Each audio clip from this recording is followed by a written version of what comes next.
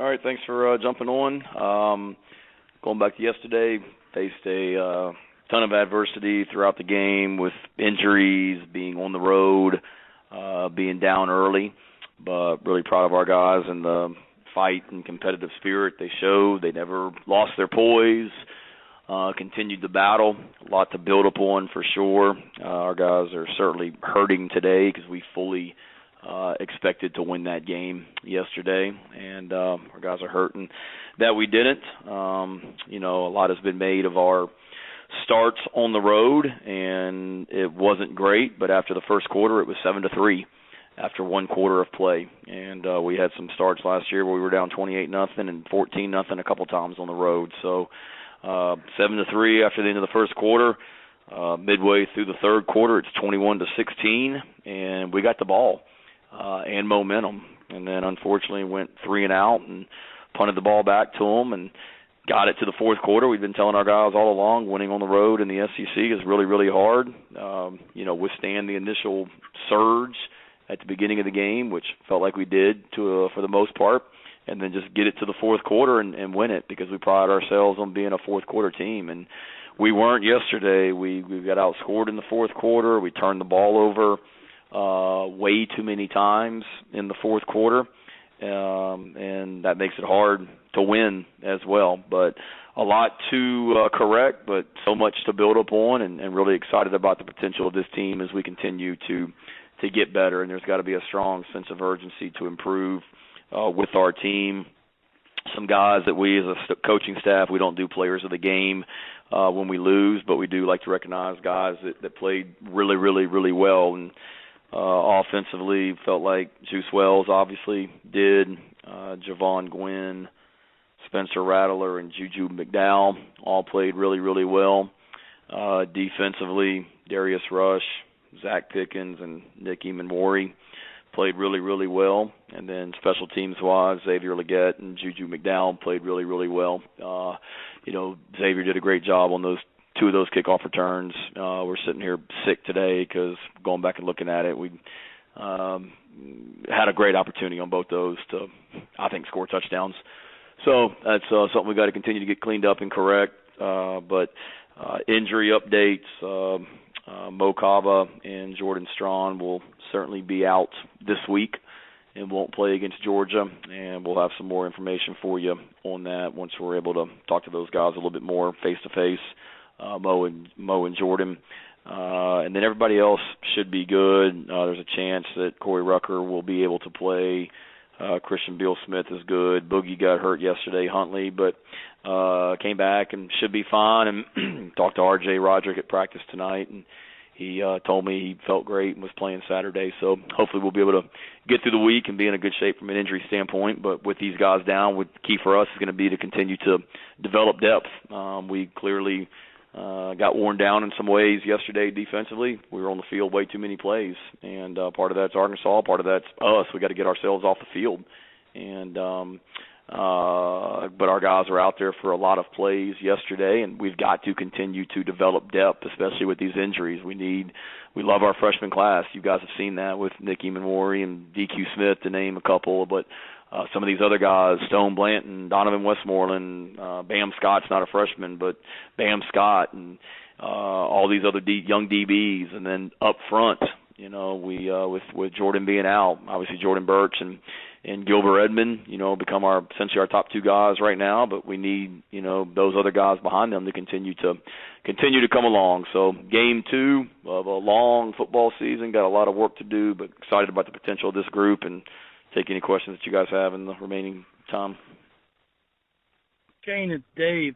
Looking at, I guess, the first 2 games, really, Josh Van's kind of been lost in the shuffle, and other guys have gotten their chance. Is that an alarm thing? Is that maybe a little intentional to get the other guys in? Just what's been going on there with them? Nah, you got to practice, Dave.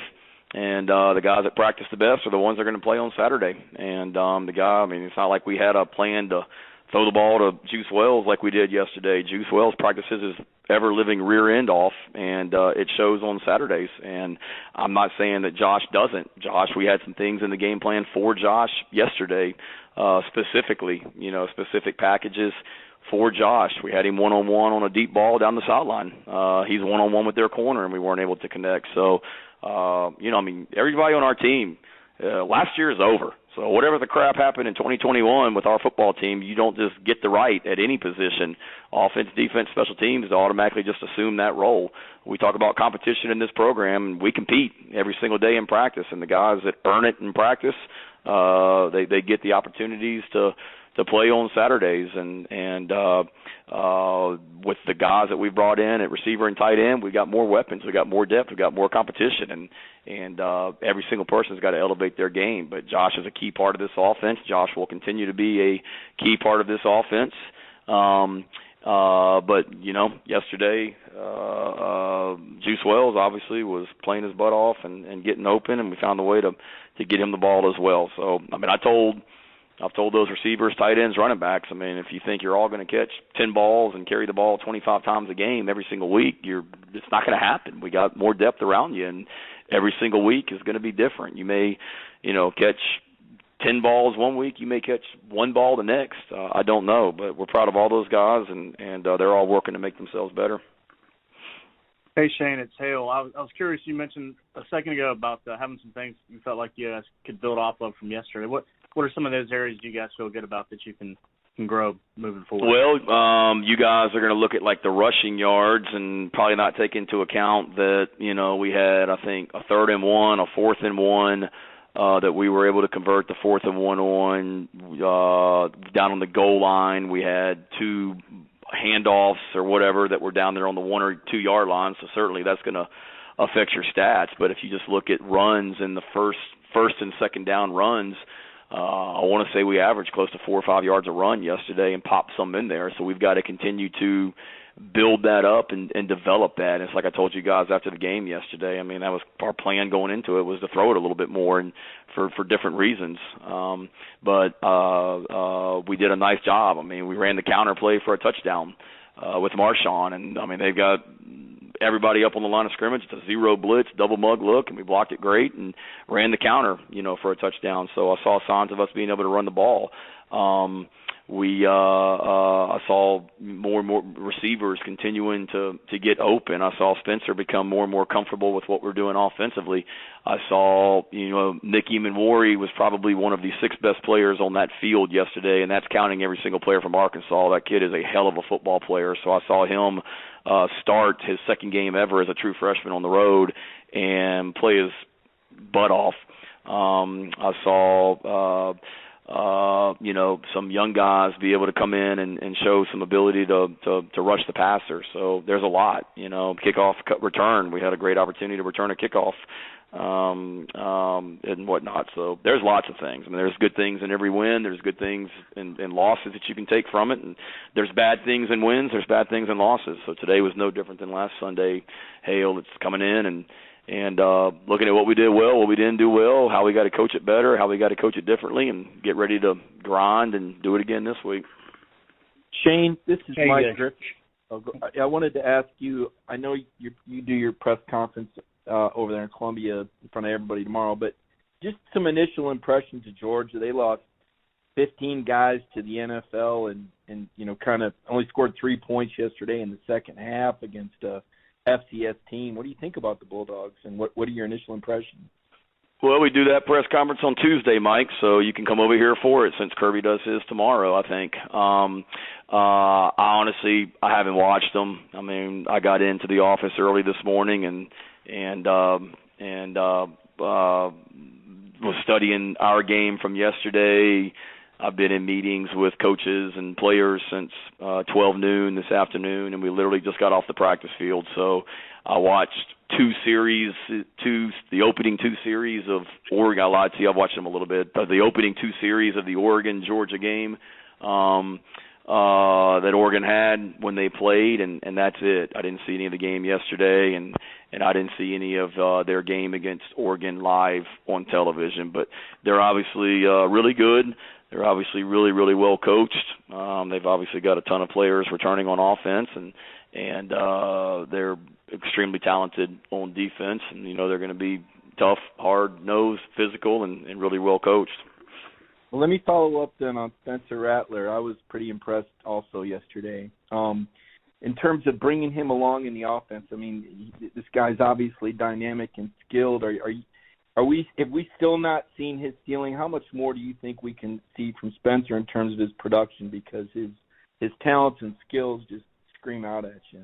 Yeah, no, I think he can be a lot better. I mean, there were plays yesterday. I mean, he played really, really well yesterday and threw for a lot of yards. But you were at the game, Mike. I mean, we missed some deep ball opportunities to Amarian Brown that had a chance to be, big plays. There were some throws that you go back and look at the tape that he as he continues to get more and more confident and comfortable with what we're doing, he'll, find a lot of these open guys that we maybe missed yesterday, and that's us as coaches continuing. I think what we did offensively yesterday was helped him to be more comfortable with what he was being asked to do in the game as well. So it was game 2 of a guaranteed 12-game body of work, and I said it in the post-game press conference yesterday.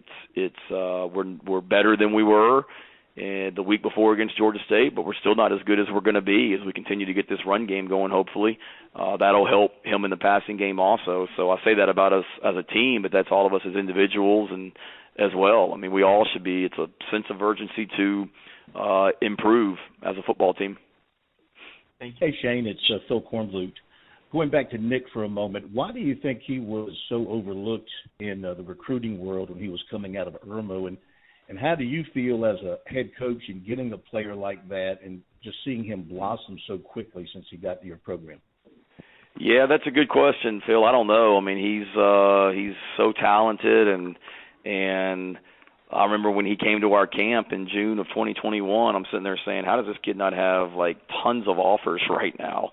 And then you get to know him and you get to know his family and you realize what a fantastic person he is. And then he's a fantastic player, and it's important to him.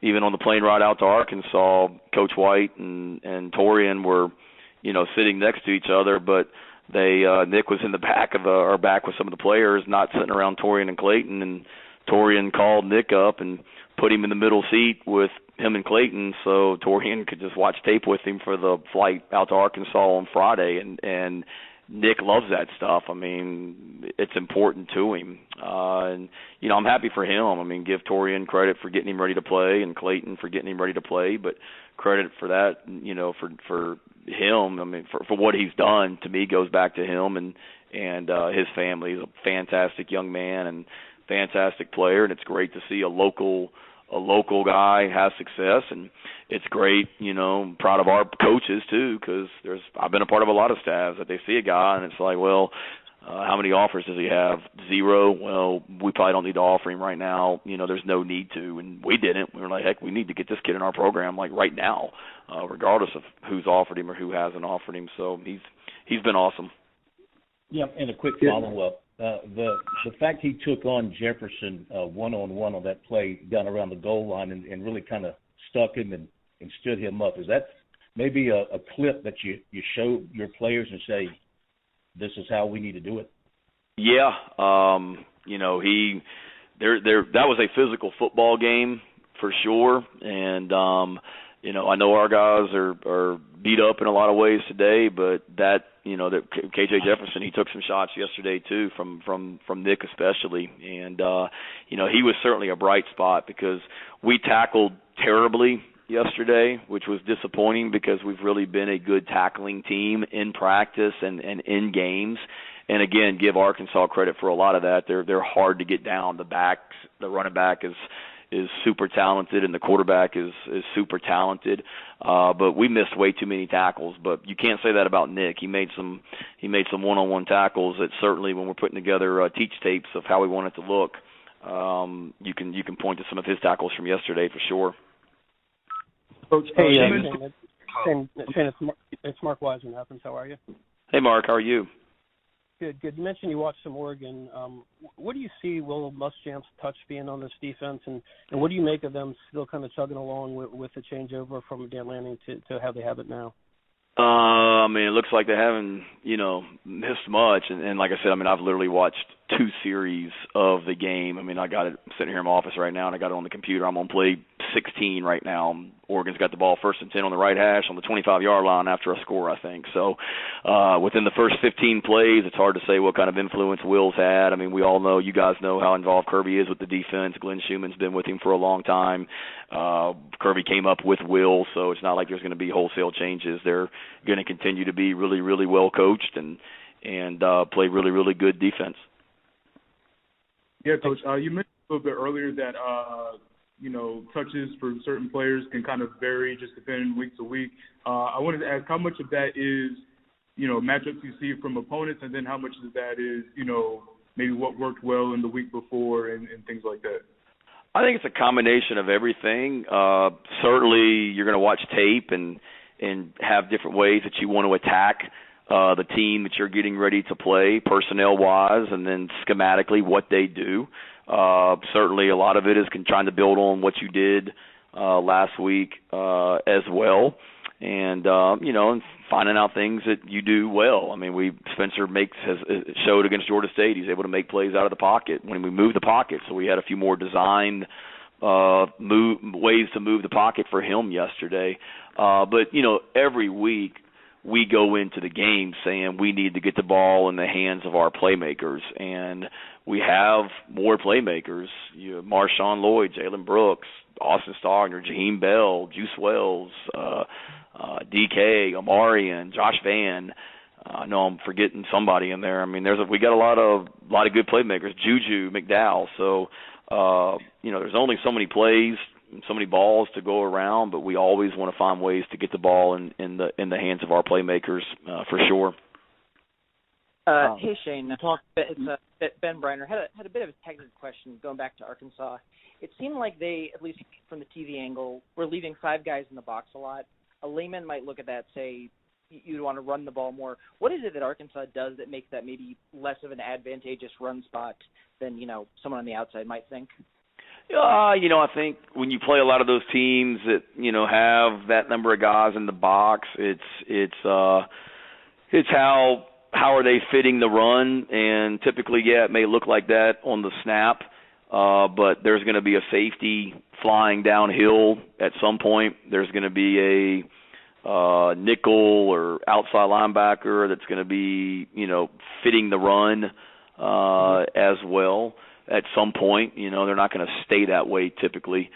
So it makes it a challenge. And then for us yesterday, I mean, it was a lot of just Spencer kind of seeing what they were in and then calling plays off of that, whether it be a run or whether it be a pass, and really just trying to get a good feel for what they were in. But certainly we were able to pop some runs in there, and we've got to continue to be able to do that, Ben.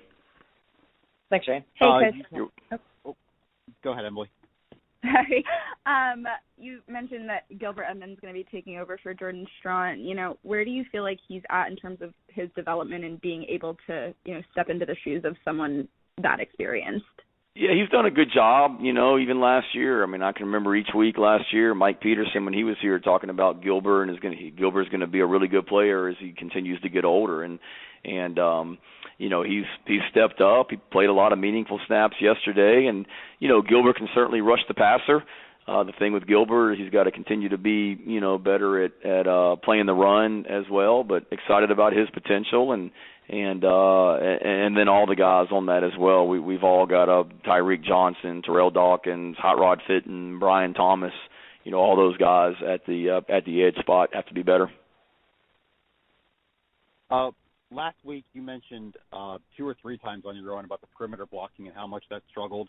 Do you have any kind of takeaways on that this week, or kind of how you saw that group evolve from Georgia State to Arkansas? No, I thought we were a lot better. You watch it, we had a couple of those little designed balls in the flat to Marshawn Lloyd, and you can see guys downfield blocking. You see Austin Stogner and I think Omarion was in there on one. So you see a lot of those guys, and I thought we were better. It's can always be better.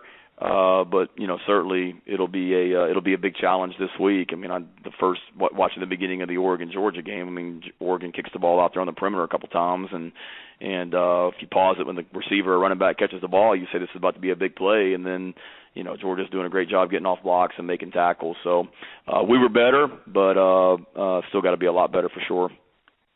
Hey Shane, this is John. Later in the second half, KJ Jefferson had the carry towards the end zone. Ball popped out of his hand. Looked like it may have gone over the pylon. What did you see there, and what explanation did the referees give you on that rule? To me, it looked like the ball went. To me, it looked like it should have been our ball. And, I thought they were going to tell me that they couldn't tell if his foot stepped out of bounds before that or not. But what the David, the head referee, told me was that they couldn't tell conclusively if it went, over the pylon, outside it, inside it, whatever. They couldn't tell conclusively, and it wasn't enough to overturn the ruling on the field, is what I was told.